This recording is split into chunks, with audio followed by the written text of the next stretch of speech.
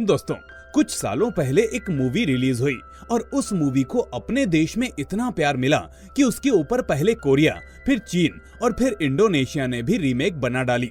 और अब बात हो रही है कि उस मूवी का एक हिंदी रीमेक भी बनाया जाएगा। और क्यों लोग आज भी इस शानदार मूवी की बात करते हैं जिसकी IMDb रेटिंग है 8.2, ये हमें पता चलेगा आज के इस एक्सप्लेनेशन में। तो चलिए शुरू करते हैं आज की ये वीडियो। लेकिन आगे बढ़ने से पहले मेरे चैनल को सब्सक्राइब करके नोटिफिकेशन बेल को भी दबा देना ताकि कोई भी मूवी आपसे मिस ना हो। मूवी की शुरुआत होती है 14 जुलाई 2004 से, जहां हम सना नाम की लड़की को देखते हैं जिसकी आज शादी होने वाली है। सना शादी के लिए तैयार हो ही रही होती है कि तभी वो न्यूज में सुनती है कि अब टर्की में मौत की सजा पर पाबंदी लगा दी गई है, जबकि आखिरी बार डेथ पेनल्टी किसी इंसान को 1988 में फांसी दी गई थी। ये सुनकर सना ड्रॉअर में से एक बॉक्स निकालती है और उसे ओपन करते ही सीन फ्लैशबैक में चला जाता है। अब वो समय होता है 22 अप्रैल 1983 का। यहाँ हम देखते हैं सना को, जो इस वक्त महज 10 साल की होती है। सना पढ़ने में काफी होशियार और काबिल लड़की थी और वो हमेशा अपने क्लास में फर्स्ट आती थी। अब स्कूल खत्म होने के बाद सना के पिता उसे लेने आते हैं।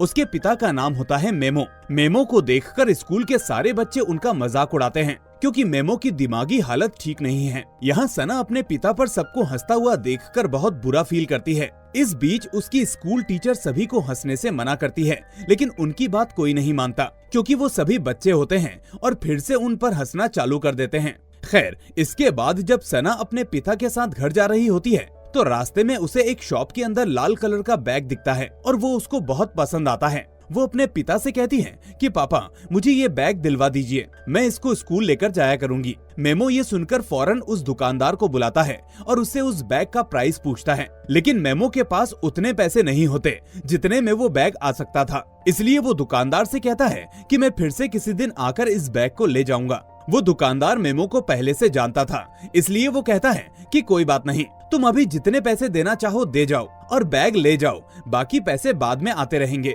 लेकिन मेमो कहता है कि नहीं, मैं पूरे पैसे लेकर ही वापस बैग लेने आऊंगा, लेकिन तब तक आप इस बैग को संभाल कर रखना। अब दूसरे सीन में हम फातिमा को देखते हैं, जो कि मेमो की माँ और सना की दादी है। सना अब पहले से समझदार हो चुकी होती है और चीजों को समझने भी लगती है, इसलिए वो अपनी दादी से पूछती है कि आखिर मेरे पिता ऐसे क्यों हैं? मेरे स्कूल के बच्चे उन्हें पागल कहकर क्यों बुलाते हैं?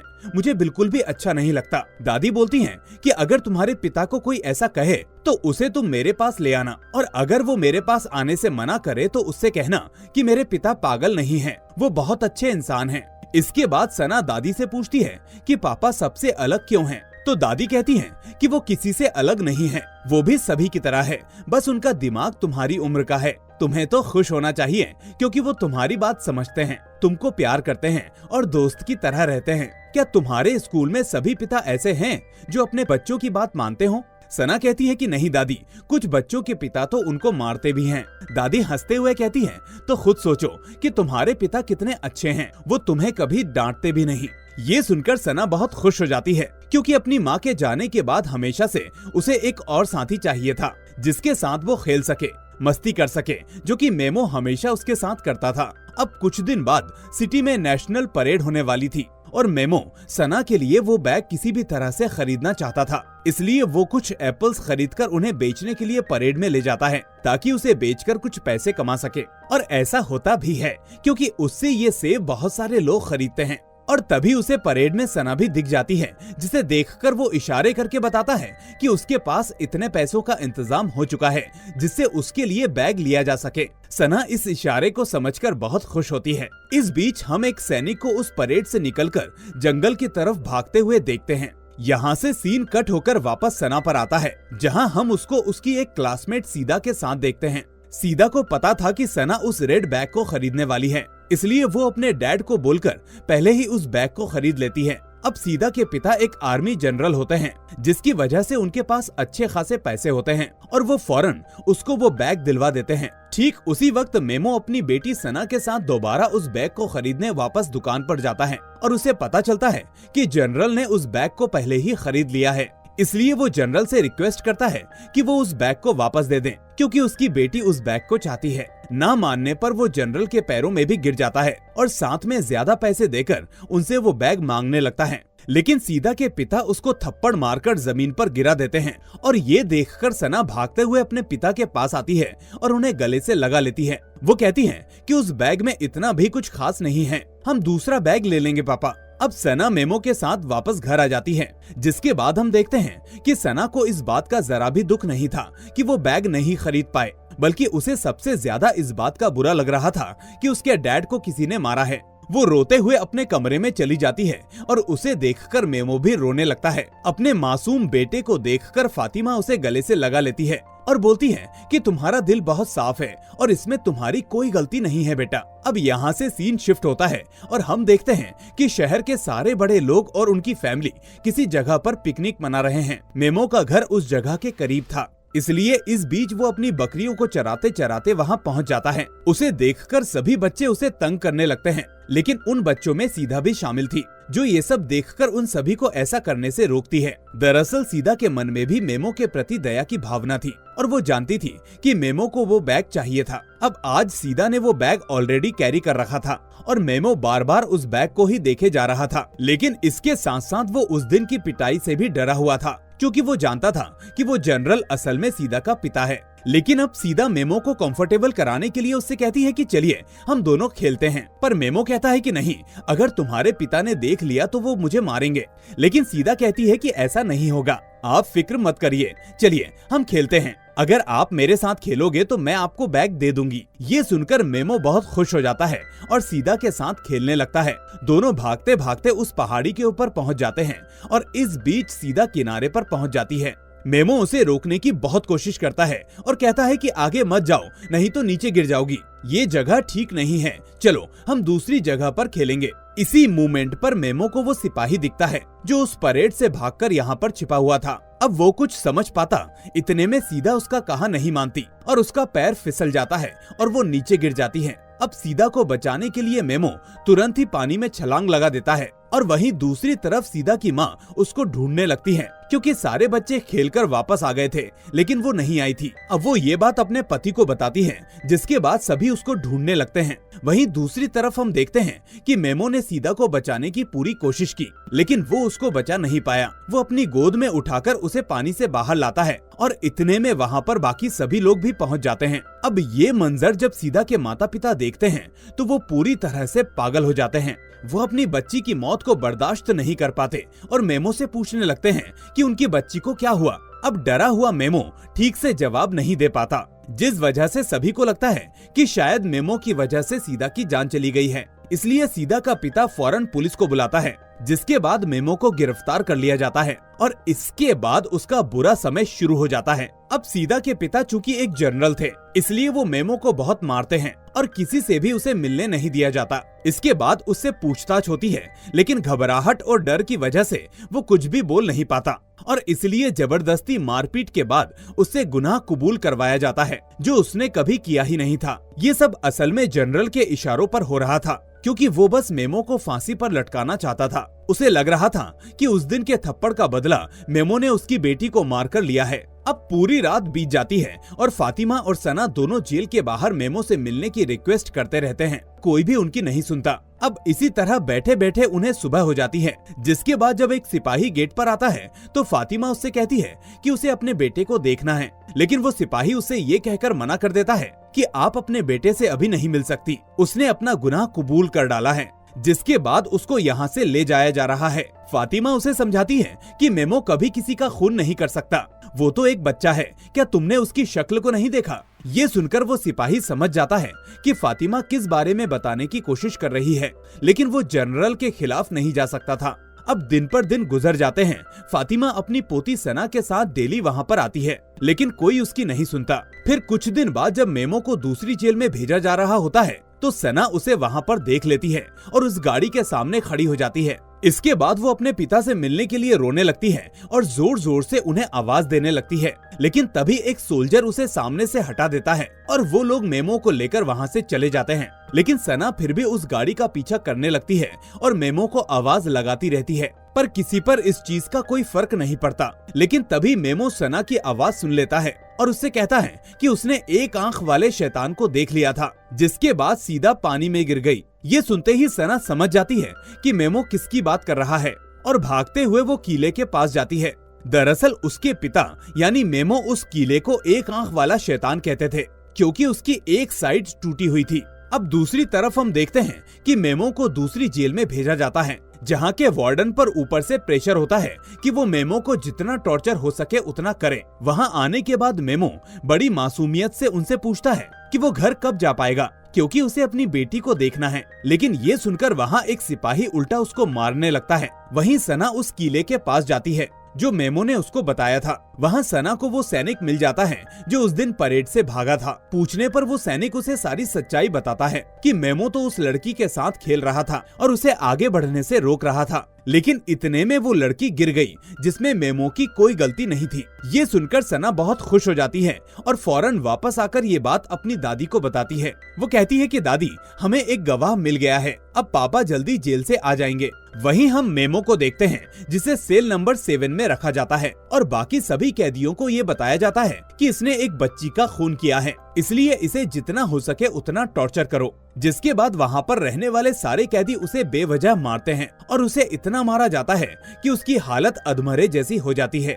उधर दादी सना के साथ उस किले पर जाती है, लेकिन जब तक कि वो लोग वहाँ पहुँचते वो सोल्जर वहाँ से जा चुका था और ये देखकर सना रोने लगती है और ऊपर वाले से दुआ करती है कि मेरे पापा जहाँ भी हों सही सलामत हों। लेकिन दूसरी तरफ हम देखते हैं कि मेमो की हालत पिटाई की वजह से बहुत बुरी हो चुकी है। डॉक्टर वार्डन को बताते हैं कि अब हमें इसको दूसरे सेल में शिफ्ट करना होगा, नहीं तो सारे कैदी मिलकर इसे जान से मार डालेंगे। अब ये बात सीधा के पिता जनरल के पास पहुंचती है, जो मेमो को मौत की सजा दिलवाना चाहते थे। इसलिए वो सारे स्टाफ को ऑर्डर देते हैं कि वो सभी कैदियों से कह दें कि आज से मेमो को कोई भी हाथ नहीं लगाएगा। अब सेल नंबर 7 में काफी सारे अपराधी कैदी रहा करते थे, जिनमें से आधे बूढ़े होते हैं और कुछ यंग होते हैं। उन सभी का वहाँ एक लीडर भी होता है जिसका नाम होता है सलीम, जो कि काफी सालों से वहाँ पर बंद होता है। लेकिन सलीम भी इस जेल में सिर्फ यूसुफ का ऑर्डर मानता था, क्योंकि वो इस जेल में सबसे पुराना कैदी था। हम देखते हैं कि यूसुफ हमेशा दीवार पर लगे एक दाग को देखता रहता है,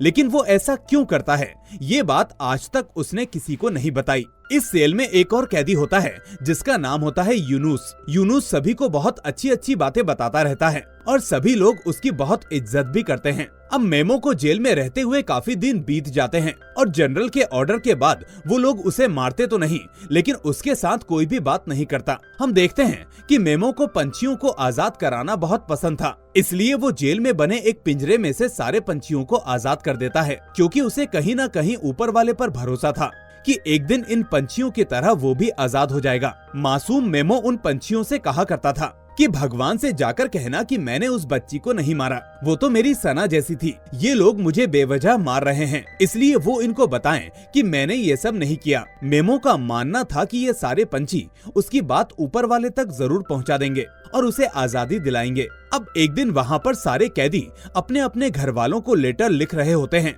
ये देखकर अब मेमो भी अपनी माँ और बेटी के लिए एक लेटर लिखता है। वो लिखता है, सना, मैं तुम्हारे लिए वो बैग जल्दी से ले आऊंगा, तुम रोना नहीं और दादी का ख्याल रखना। वो अपनी माँ के लिए लिखता है कि माँ, मैंने कुछ नहीं किया है, ये लोग बेवजह मेरे साथ ऐसा कर रहे हैं, मुझे इतना मारा है कि अभी लिखने में भी दर्द हो रहा है, लेकिन ये बात आप सना को मत बताना। मैंने कुछ पंछियों को भगवान के पास भेजा है, वो उनसे कहेंगे तो मैं जल्दी ही घर वापस आ जाऊंगा। मुझे आप लोगों की बहुत याद आती है, अपना ख्याल रखना। अब मेमो ये लेटर लिखता तो है, लेकिन उसका ये लेटर कभी उसके घर वालों तक नहीं पहुंच पाता, क्योंकि वो लेटर या तो जला दिया जाता है या फिर फेंक दिया जाता है। उधर सना अभी ये उम्मीद लगाकर बैठी होती है कि एक दिन वो सैनिक वापस वहाँ पर आएगा और तब वो उसके पिता के लिए जाकर गवाही देगा। इस वजह से सना अपना सारा काम, खाना पीना और यहाँ तक कि अपना स्कूल छोड़कर उस किले के बाहर इंतजार में बैठी रहती है। अब डेली उसको ऐसा करते देख उसकी दादी फातिमा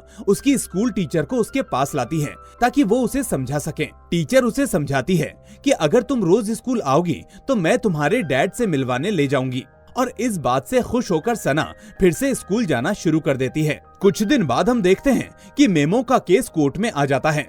जिस वजह से उसकी माँ और टीचर भी सुनवाई के दौरान कोर्ट में होते हैं। अब कोई भी गवाह न होने की वजह से यहाँ पर मेमो को सारी सुनवाई के बाद जज फांसी का फैसला सुना देते हैं। इस उम्र में अपनी आंखों के सामने अपने बेकसूर और मासूम बेटे को मौत की सजा सुनकर फातिमा पूरी तरह से टूट जाती है। वो वहीं पर रो पड़ती है। वो मजबूर थी क्योंकि उनके पास अभी तक कोई भी सबूत नहीं था जिससे ये साबित किया जा सके कि उनका बेटा बेकसूर है। इस बीच वार्डन वहाँ खड़ा खड़ा फातिमा की बातों को ध्यान से सुन रहा होता है, जो कह रही थी कि मेरा बेटा एक चींटी तक नहीं मार सकता, उस बच्ची को कैसे मारेगा, आप उसकी दिमागी जांच करवाइए। खैर, अब सजा सुनाने के बाद टीचर सना और दादी को लेकर मेमो से मिलवाने ले जाती है, लेकिन वो लोग फिर से उन्हें अंदर आने से मना करते हैं। इस बीच फातिमा अचानक से घबरा जाती है क्योंकि वो देखती है कि सना उसके पास से कहीं गायब हो गई है।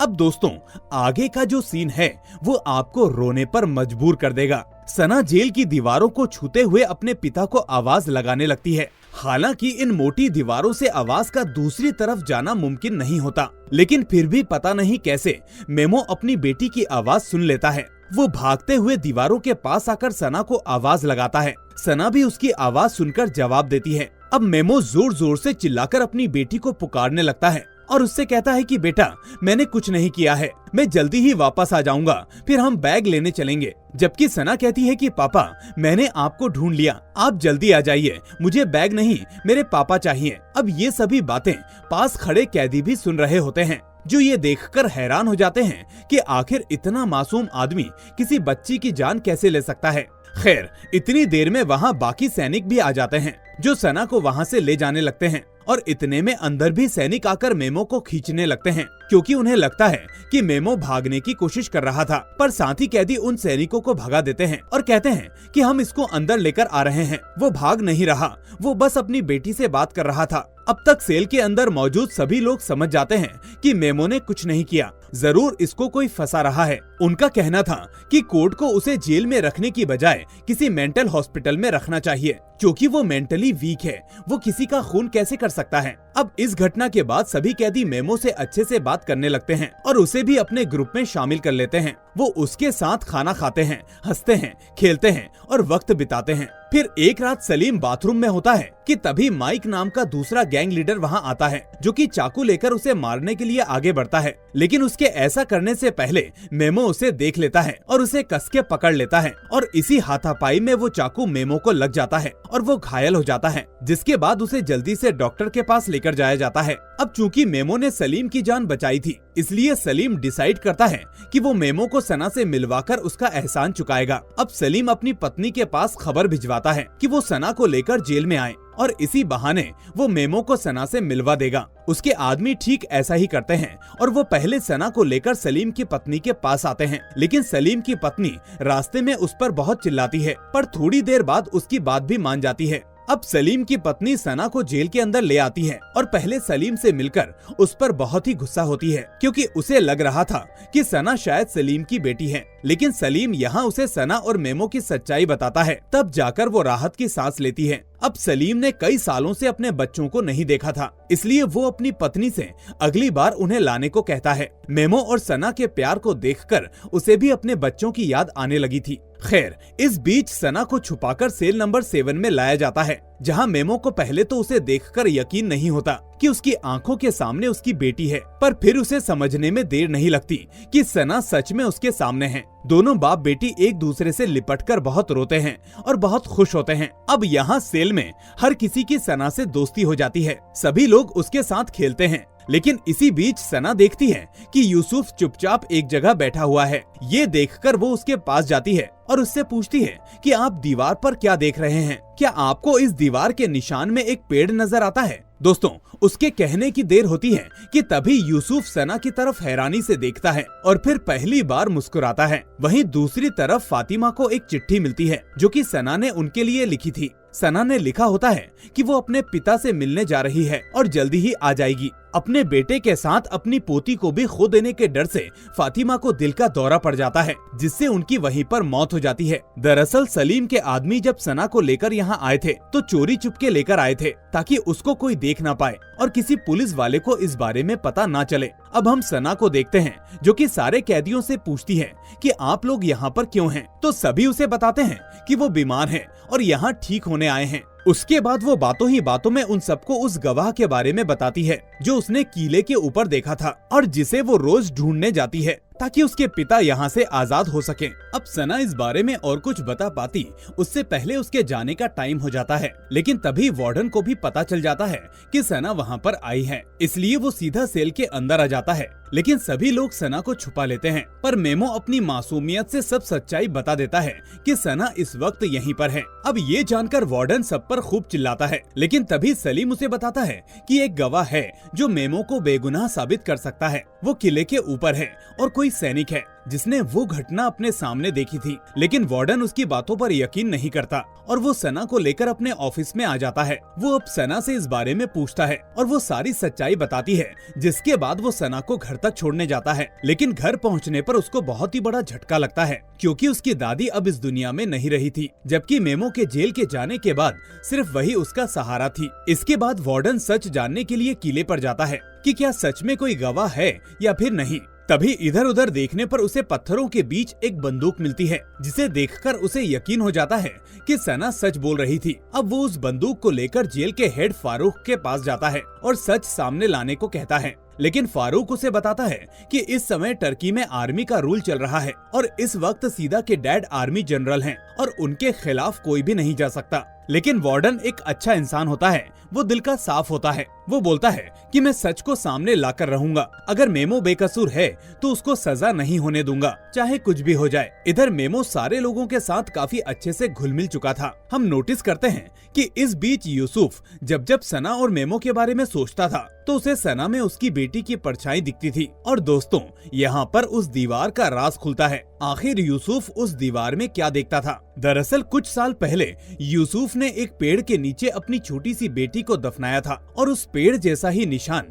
उसे उस दीवार पर दिखता है, जिस वजह से वो अपनी बेटी को नहीं भूल पाता। ऊपर से जब सना आई तो उसने भी यही पूछा कि क्या आपको इसमें एक पेड़ दिखाई देता है, जिस वजह से यूसुफ चौंक गया और मुस्कुराने लगा। खैर, अब सेल में आज सारे कैदियों की फैमिली उनसे दोबारा मिलने आती है, जिसमें आज सलीम की पत्नी और उसके बच्चे भी आए होते हैं। अब इतने सालों बाद अपने बच्चों को देखकर सलीम बहुत ही खुश हो जाता है। उसने अभी तक जितने भी दिन मेमो के साथ बिताए हैं उसमें उसे फैमिली की कद्र पता चल चुकी थी। इस वजह से वो अपनी पत्नी से बोलता है कि जिस दिन वो जेल से बाहर आएगा वो सभी कहीं दूर जाकर अच्छे से रहेंगे और वो यहाँ से निकलने के बाद कभी कोई भी गलत काम नहीं करेगा। ये सुनकर उसकी पत्नी बहुत ही इमोशनल हो जाती है। खैर, इसके बाद हम सना की टीचर को देखते हैं जो वार्डन के पास सना को लेकर आती है। वार्डन उसे मेमो से मिलने की इजाजत दे देता है और यहाँ टीचर जेल में देखती है कि अब मेमो को फांसी देने की तैयारी शुरू होने लगी है, जिसे देखकर वो बहुत दुखी होने लगती है। सना अब जेल में अपने पिता से मिलती है और मेमो के साथ साथ सारे लोगों के साथ हंसी मजाक करती है।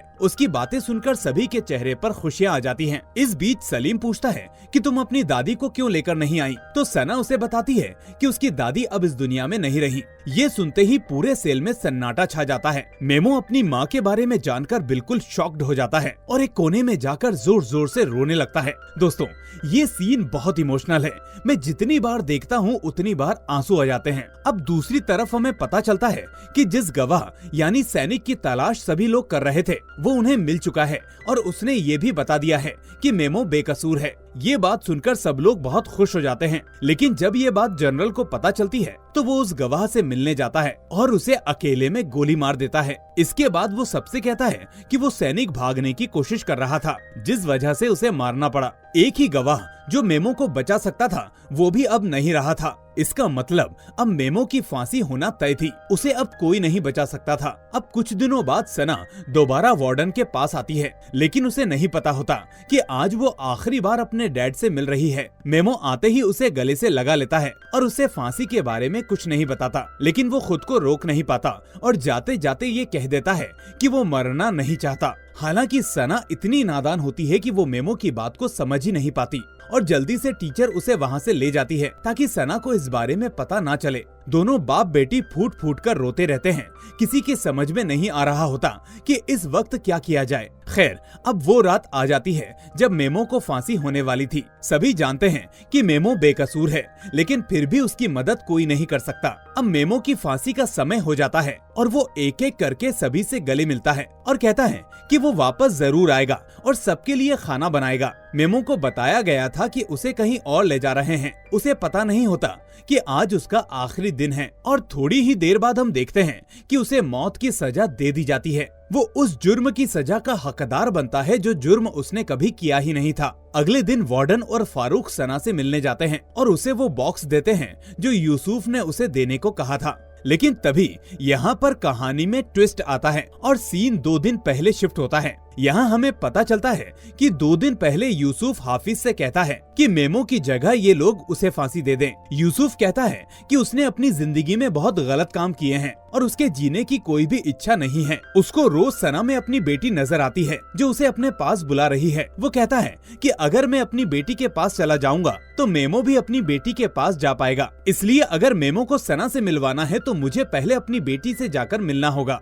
अब यूसुफ की ये बात जब वार्डन और बाकी सभी को पता चलती है तो वो प्लान बनाते हैं कि वो मेमो की जगह यूसुफ को बदल देंगे और उसे फांसी दे देंगे, जिससे कि मेमो की जान बच जाएगी और एक बेकसूर की मदद करने से शायद ऊपर वाला यूसुफ के गुनाह माफ भी कर दे। अब इस तरह फाइनली मेमो को बदलकर यूसुफ को फांसी पर चढ़ा दिया जाता है और वार्डन सभी को ये बताता है कि यूसुफ जेल से भाग चुका है और मेमो को फांसी दे दी गई है ताकि कोई भी उन पर शक ना करे। और इस तरह से एक बाप को उसकी बेटी से मिलवा दिया जाता है। फिर जब मेमो अपनी बेटी से मिलता है तो वो बहुत ही खुश होता है। वो दोनों गले मिलते हैं और रोने लगते हैं। ये देखकर वहाँ खड़े सारे लोगों की आंखें नम हो जाती हैं और इसके बाद वार्डन उन दोनों को शिप से दूसरे शहर भेज देते हैं ताकि उन्हें दोबारा कोई ढूंढ ना पाए। और दूसरे शहर में उसके रहने का इंतजाम पहले से ही सलीम ने कर दिया था, जो आने वाले वक्त में अपने परिवार की तरह उन दोनों की देखभाल करने वाला था। तो दोस्तों, ये खूबसूरत और इमोशनल मूवी यहीं पर एंड हो जाती है। सच बताइएगा